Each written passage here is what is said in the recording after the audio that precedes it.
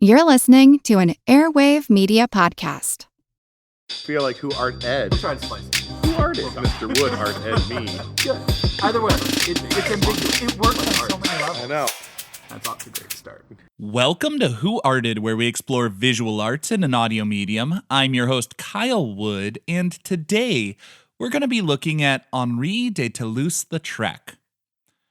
Now, as always, you can see an image of the work being discussed this week and every week if you listen on Amazon Music, Spotify, Good Pods, or anywhere else that supports episode-specific cover art. I also want to ask all of you to please support the show by filling out the network survey at surveymonkey.com/r/airwave. Right now, Airwave Media is conducting a survey to get some insights so they can try to line up sponsors that you might actually be interested in. And as an added bonus, if you go to surveymonkey.com/r/airwave and fill out that survey, you'll be entered to win a $500 Amazon gift card as our way of saying thank you. Now on to Lautrec. Henri de Toulouse Lautrec was associated with the Moulin Rouge since it first opened in 1891. He was captivated by the unique spirit of the club, where people of all walks of life would mingle and enjoy the festivities. Of course, it probably also helped that the nightclub's owner bought Lautrec's equestrian painting to hang in the foyer. That painting was one of Lautrec's many works depicting the circus. It had a dynamic and exciting composition showing the performers in action. It seems fitting for the Moulin Rouge, which was best known for its active performances and circus-like atmosphere. In addition to being the birthplace of the high-energy can-can dance, the Moulin Rouge boasted some other wild innovations, including building a dance floor for patrons to dance along as the spirit moved them. There was even an elephant on the premises in the garden. Needless to say, the owners knew how to throw quite a party and attracted a lot of attention. Situated at the bottom of the hill in Montmartre, the Moulin Rouge was in a neighborhood in Paris that was fashionable but still on the outskirts and somewhat rural at the time. It was a spot where a diverse crowd could all enjoy champagne-filled parties as famous dancers performed. It was in this unusual setting, with an unusually diverse crowd, that Henri de Toulouse Lautrec felt at home and found his people.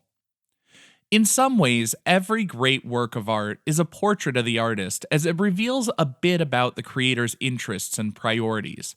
This piece is somewhat more autobiographical than most, as the artist himself makes a cameo appearance in the background. Behind the central table, we see a short man walking with a tall man. The shorter figure is Henri de Toulouse Lautrec, who suffered some sort of medical ailment, and as a result, he stood about 4 foot 8 inches tall and walked with a limp. The taller figure walking with him was his cousin and doctor.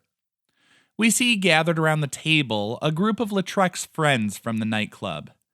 Starting at the right-hand side of the table, we see the writer Edouard Dujardin, the dancer La Macarona, 2 photographers Paul Secau and Gilbert, and finally, the focal point of the group, the figure situated with her back to the viewer, but a shock of red hair that would be unmistakable to so many in that scene at the turn of the century. It's Jane Avril, a famous dancer. Looking at the picture, there are so many odd details. Many of my students laugh at the pig-nosed woman in the eerie green coloration. That was another dancer, apparently seated at another table and lit from underneath with a gas lamp. That face looking out directly at the viewer was so off-putting that at one point, Toulouse-Lautrec, or his dealer, apparently cropped her out of the picture, removing a portion of the canvas to make it more appealing to potential buyers. It was reattached in the early 20th century. Another strange thing in this composition, though, is the bar slicing through it. The bottom right quadrant of the canvas is taken up by a wooden bar top cutting through at a 45-degree angle. This has a few functions. It creates a line for the eye to follow, but it also creates some odd tension. Because the countertop is so empty, it's flat and smooth and provides a contrast to the more active scene of the patrons in the club. There's an asymmetrical balance that creates a sense of unease as the composition feels in some ways unsustainable. I think this actually perfectly captures the mood of the club, as it was an oddball space where a diverse group came to have fun, but that mixing of so many different people put everyone a little bit out of their element. It stirs emotions, and whether it's uncomfortable or invigorating lies largely in the eye of the beholder. The cropping of this piece also gives the composition the feel of a snapshot. Henri de Toulouse Lautrec abandoned many of the conventions of traditional composition and allowed figures to run off the edges of the canvas. There's too much happening for everything to be seen, but the artist gives us a glimpse of what he most valued, as he put his circle of friends seated in the middle for us all to appreciate the interaction of different types of artists, supporting each other and learning from each other.